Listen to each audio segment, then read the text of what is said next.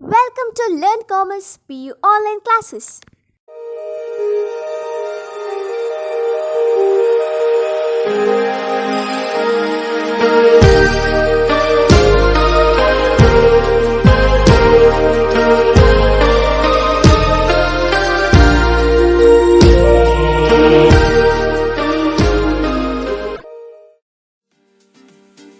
Don't forget to like our video and subscribe our YouTube channel for all the updates.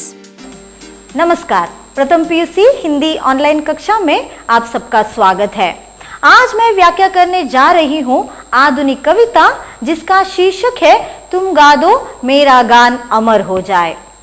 शीर्षक थोड़ा लंबा है लेकिन कविता बड़ी ही सुंदर और सरल है। इसके कवि है डॉक्टर हरिवंश राय बच्चन।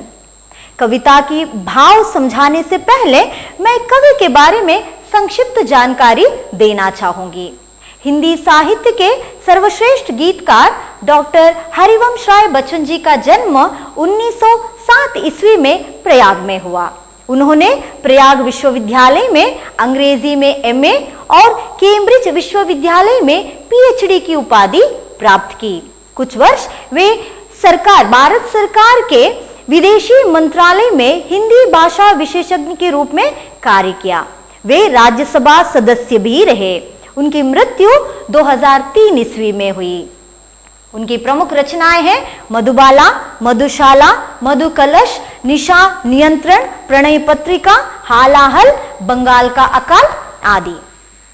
प्रस्तुत कविता में अपूर्व संगीत है जो प्राणों के तार तार को हिला देता है।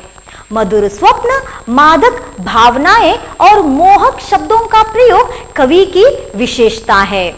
समाज के प्रति मनुष्य के दायित्व एवं विश्व के प्रति उत्तरदायी दृष्टिकोण के साथ कवि की जिम्मेदारी और पाठकों के प्रति कृतज्ञता भाव इस कविता का मुख्य विषय है। अब बढ़ते हैं कविता के भाव के तरफ। पहला अनुच्छेद, तुम गा दो मेरा गान अमर हो जाए, मेरे वर्ण वर्ण वृषंकल चरण चरण भरमाए, गूंज गूंज कर मिटने वाले मैंने गीत बनाए। तो कवि यहाँ पर कहते हैं पाठकों से कि पाठक उनके गीतों को गाए। पाठक मतलब कविताओं को पढ़ने वाले यानी कि हम लोग। तो वो पाठकों से कहते हैं वे उनके गीतों को अपनाए, गाए और उन्हें अमर कर दे। उन्होंने एक एक अक्षर को जोड़कर गीत बनाए। उनके हर एक शब्द अपने में स्वतंत्र है। उन्होंने अपने मादक भावनाएं और मधुर स्वप्न से गीत बनाए हैं। वे पाठकों के मन मस्तिष्क में गूंज गूंज कर मिटने वाले गीत बनाए, इसलिए पाठक उन्हें गाए और उन्हें अमर कर दे। तो इन पंक्तियों में कवि पाठकों से निवेदन करते हैं कि वे उनके गानों को गाए और उन्हें अमर कर दे। उन्होंने एक एक अक्षर जोड़कर कविता बनाई, गीत बनाए। एक एक पंक्ति मिलकर चरण बने हैं। एक एक शब्द अपने आप में स्वतंत्र है। उन्होंने अपने मादक भावनाएं, मधुर स्वप्न से गीत बनाए हैं। पाठकों के मन मस्तिष्क में गूंज गूंज कर मिटने वाले उन्होंने गीत बनाए, इसलिए वो पाठकों से निवेदन करते हैं कि वे उन्हें अपनाए, गाए और उन्हें अमर कर दे।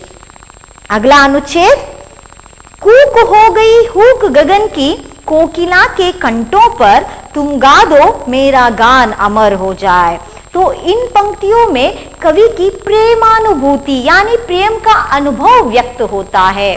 तो यहाँ पर कवि प्रेमानुभूति के कवि है किंतु आज उनका मन दुखी है। कूक गगन की, हुक का मतलब है दर्द, कूक का मतलब है कोयल की आवाज जो कि बहुत ही सुरीली है, बहुत ही मधुर है। तो आज कवि का मन दुखी है, इसलिए कोयल के पंचम गान में भी उन्हें दर्द सुनाई दे रहा है। वो कहते हैं बिना प्रेम के जीवन अर्थहीन है और अधूरा है। इसलिए वे मन की भावनाओं को व्यक्त करने वाले गीत तभी सार्थक बनेंगे तब पाठक उन्हें गाएंगे और उन्हें अमर कर देंगे। तो इन पंक्तियों में कवि की प्रेमानुभूति व्यक्त होती है। कवि बहुत ही प्रेम की अनुभव करने वाले हैं, लेकिन आज उनका मन दुखी है। वो कहते हैं बिना प्रेम के यह जीवन अधूरा और अर्थहीन लगता है। आज कोयल के पंचम गान में भी उन्हें दर्द सुनाई दे रहा है। मन के दर्द को व्यक्त करने वाले गीत तभी सार्थक बनेंगे जब पाठक उन्हें अपने मधुर कंठ से गाएंगे। अगला अनुच्छेद, जब जब जग ने कर फैलाया, मैंने कोश लुटाया, रंक हुआ मैं निज निधि को कर, जगती ने क्या पाया। जब जब जग ने कर फैलाए, मैंने कोश लुटाया, रंक हुआ मैं निज निधि को कर, जगती ने क्या पाया। इन पंक्तियों में कवि की उदारवादी दृष्टिकोण प्रस्तुत है। कर फैलाया यानी हाथ फैलाना, इसका मतलब याचना करना। तो कहते हैं जब दुनिया वालों ने उनके सामने सहायता की मांग की, उन्हें सहायता के लिए पुकारा, तो हमेशा अवश्य ही उन्होंने लोगों की मदद की। वो अपनी भावनाओं को, अपने ज्ञान के कोश को लोगों के लिए लुटाया। उन्होंने अपना सर्वस्व लुटाकर वे रंक हो गए। रंक का मतलब है गरीब या फकीर। राजा का विरोध शब्द रंक होता है, रंक मतलब गरीब। तो यहाँ पर कवि के उदारवादी दृष्टिकोण प्रस्तुत होता है। वो ये कहते हैं उन्होंने जब भी लोगों ने उनकी मदद की आशा की उनसे या सहायता के लिए मांग की, उन्होंने हमेशा लोगों की मदद की और वे अपने सारे भावनाएं या ज्ञान के कोश को लुटाकर, अपने सर्वस्व को लोगों में लुटाकर वे खुद रंक हो गए।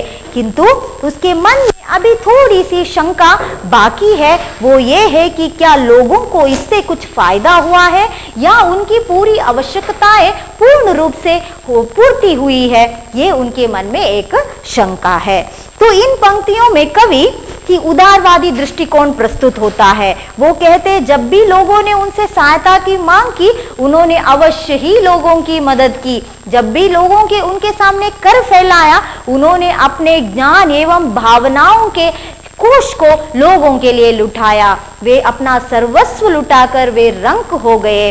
किंतु उनके मन में अभी जरा सा शंका है कि क्या लोगों को इससे फायदा हुआ, क्या उनकी सारी आवश्यकताएं पूर्ण हुई। अगला अनुच्छेद, भेंट ना जिसमें कुछ खो, पर तुम सब कुछ पाओ, तुम ले लो मेरा दान अमर हो जाए, तुम गा दो मेरा गान अमर हो जाए। भेंट ना जिसमें खो, भेंट देना या दान देना, पर तुम सब कुछ पाओ, तुम ले लो मेरा दान अमर हो जाए, तुम गा दो मेरा गान अमर हो जाए। यहाँ कवि का मन निस्वार्थ है। वो कहते हैं वो खुद गरीब है, उनके पास धन संपत्ति सोना चांदी ऐसा कुछ भी नहीं है। उनके पास जो भी है वो भावनाएं हैं, ज्ञान का भंडार है, उसी को वो लोगों में बांट रहे हैं। क्योंकि ज्ञान का जो भंडार है वो बांटने से कभी घटता नहीं। देखिए, अगर संपत्ति है, धन है, पैसे है, वो लोगों में बांटने से कम हो सकता है, लेकिन ज्ञान ही एक ऐसा चीज है, ज्ञान ही एक ऐसी पूंजी है यानी संपत्ति है, वो कभी भी बांटने से घटता नहीं बल्कि बढ़ता जाता है। इसलिए कवि यहाँ पर कहते हैं उनके पास धन संपत्ति सोना चांदी ऐसी चीजें नहीं है, लेकिन उनके पास है ज्ञान या भावनाओं का भंडार, उसे वो लोगों में बांटते हैं। इसलिए वो अब उन्हें कुछ भी खोने का डर नहीं है, क्योंकि ज्ञान का भंडार भेंट देने से या दान देने से या दूसरों में बांटने से कभी घटता नहीं बल्कि वो बढ़ता जाता है। और वो ये कहते हैं कि लोग जब इन गानों को, अपने भावनाएं, अपने प्रेम आकांक्षा आशा से बने हुए इन गानों को जब वो लोगों को देंगे, उनका दान अमर हो जाएगा। तो यहाँ पर कवि कहते हैं इन पंक्तियों में कवि की मन निस्वार्थ भावना से भरा है। वो कहते हैं वो गरीब है, लेकिन उनके पास भावनाओं और ज्ञान का पूंजी है यानी संपत्ति है, वो लोगों के लिए ये लुटाते हैं और वो जानते हैं ज्ञान का भंडार लुटाने से घटता नहीं है, हमेशा बढ़ता रहता है। इसलिए उन्हें कुछ भी खोने का डर नहीं है। इसलिए वो इन गीतों को, उनके भावनाओं से बने गीतों को लोगों को या पाठकों को दान में देना चाहते हैं ताकि उनका दान अमर हो जाए। अगला अनुच्छेद, सुंदर और असुंदर जग में मैंने क्या ना सराहा, इतनी ममतामयी दुनिया में मैं केवल अनचाहा। सुंदर और असुंदर जग में मैंने क्या ना सराहा, सराहना मतलब उसकी प्रशंसा करना। इतनी ममतामयी दुनिया में मैं केवल अनचाहा। तो इन पंक्तियों में कवि की समदृष्टि का प्रस्तुत होता है, समदृष्टि की भावना यहाँ पर प्रस्तुत होती है। तो कवि कहते हैं इस दुनिया में बहुत सारे चीजें हैं, कुछ चीजें बहुत ही सुंदर है, कुछ चीजें कुरूप है, लेकिन दोनों चीजों को बनाने वाला भगवान है। इसलिए कवि ने सुंदर असुंदर यानी कुरूप दोनों चीजों को समदृष्टि से देखा, अपने काव्यों के माध्यम से उन्हें सराहा, उनकी प्रशंसा की। उन्होंने कभी भी दोनों के बीच में कभी भी उन्होंने भेदभाव नहीं किया। इस दुनिया में जितने भी सुंदर असुंदर चीजें हैं उन दोनों को समान दृष्टि से उन्होंने अपने काव्य के रूप में सराहा। लेकिन वो ये कहते हैं इस ममतामयी दुनिया में वो अकेले रह गए हैं, वो प्रेम से वंचित रह गए हैं। इस स्वार्थी दुनिया में कुछ भी निश्चित नहीं है, प्यार के बदले में प्यार ही मिलेगा इसका कोई भरोसा नहीं है। तो इन पंक्तियों में कवि की समदृष्टि की जो भावना है वो व्यक्त होता है। वो ये कहते हैं इस दुनिया में दोनों तरह की चीजें हैं, कुछ चीजें सुंदर है, कुछ चीजें असुंदर है, लेकिन इन दोनों चीजों को बनाने वाला एक ही है, वो है भगवान। इसलिए कवि ने अपने काव्य के माध्यम से दोनों चीजों को समान रूप से प्रशंसा की है। लेकिन वो ये कहते हैं इस ममतामयी दुनिया में वो अकेले रह गए हैं, वो प्रेम से वंचित रह गए हैं। इस स्वार्थी संसार में कुछ भी निश्चित नहीं है और वो ये भरोसा नहीं करते, ये कहना चाहते हैं इस दुनिया में प्यार के बदले में प्यार ही मिलेगा इसका कोई भरोसा नहीं है। अगला अनुच्छेद, देखो अब किसकी रुकती है आ मुझ पर अभिलाषा, तुम रख लो मेरा मान अमर हो जाए, तुम गा दो मेरा गान अमर हो जाए। देखो अब किसकी रुकती है आ मुझ पर अभिलाषा, तुम रख लो मेरा मान अमर हो जाए, तुम गा दो मेरा गान अमर हो जाए। तो इन पंक्तियों में कवि पाठकों पर पूरा भरोसा दिखाते हैं। वो अपने जिम्मेदारी को निभाते हुए पाठकों के प्रति कृतज्ञता भाव व्यक्त करते हैं। वो ये देखना चाहते हैं किसकी अभिलाषा अभी आकर उन पर रुकेगी, और वो ये देखना चाहते हैं कौन पाठक है जो उनके गानों को अपनाएगा और उसे उनका मान बढ़ाएगा, उनके गानों को अमर कर देगा। तो इन पंक्तियों में कवि पाठकों पर पूरा भरोसा दिखाते हैं। वो अपने जिम्मेदारी को पूरी तरह से निभाते हुए पाठकों के प्रति कृतज्ञता भाव व्यक्त करते हैं। वो अभी ये देखना चाहते हैं वो कौन सा पाठक है उनके अभिलाषा को पूर्ण करेगा, उनके गानों को अपनाएगा, उनके गानों को अमर करेगा और उनका मान बढ़ाएगा। अगला अनुच्छेद, दुख से जीवन बीता फिर भी शेष अभी कुछ रहता, जीवन की अंतिम घड़ियों में भी तुमसे यही कहता। दुख से जीवन बीता फिर भी शेष अभी कुछ रहता, जीवन की अंतिम घड़ियों में भी तुमसे यही कहता। तो कवि कहते हैं उनका पूरा जीवन दुख से ही बीता, उन्होंने अपने पूरा जीवन में दुख ही भोगा है, लेकिन अभी उन्हें सुख की अपेक्षा है। वो ये कहते हैं जीवन का प्रेम, आशा, आकांक्षा यही जीवन का आधार है। वो इस दुनिया में रहे या ना रहे, लेकिन उनके जीवन के अंतिम घड़ियों में भी वो यही चाहते हैं कि पाठक उनके गानों को अपनाए, उन्हें गाए और उन्हें अमर कर दे। तो इन पंक्तियों में कवि ये कहते हैं कि उन्होंने पूरा जीवन दुख ही भोगा है, उनका जीवन दुख से ही बीता है, लेकिन अभी उन्हें सुख की अपेक्षा है। प्रेम, आशा, आकांक्षा यही जीवन का आधार है। वो इस दुनिया में रहे या ना रहे, उनके जीवन के अंतिम घड़ियों में भी वो पाठकों से यही चाहते हैं कि वे उनके गानों को अपनाए और उसे गाकर उन्हें अमर कर दे। अंतिम अनुच्छेद है, सुख की एक सांस पर होता है अमरत्व निछावर, तुम छू दो मेरा प्राण अमर हो जाए, तुम गा दो मेरा गान अमर हो जाए। सुख की एक सांस पर होता है अमरत्व निछावर, तुम छू दो मेरा प्राण अमर हो जाए, तुम गा दो मेरा गान अमर हो जाए। तो इन पंक्तियों में कवि अपने गानों को अमर करना चाहते हैं। वो ये कहते हैं, सुख की एक घड़ी के लिए, खुशी के एक पल के लिए वो अमरत्व न्यौछावर करने को तैयार है, क्योंकि उनके जीवन में पाठक ही सब कुछ है। वो पाठकों से और कुछ नहीं चाहते, वो पाठकों से यही विनती करते हैं कि उनके गानों को वो अपनाए, उन्हें गाए और अमर कर दे। जब उनके गीत अमर हो जाएंगे तो उनका प्राण भी अमर हो जाएगा।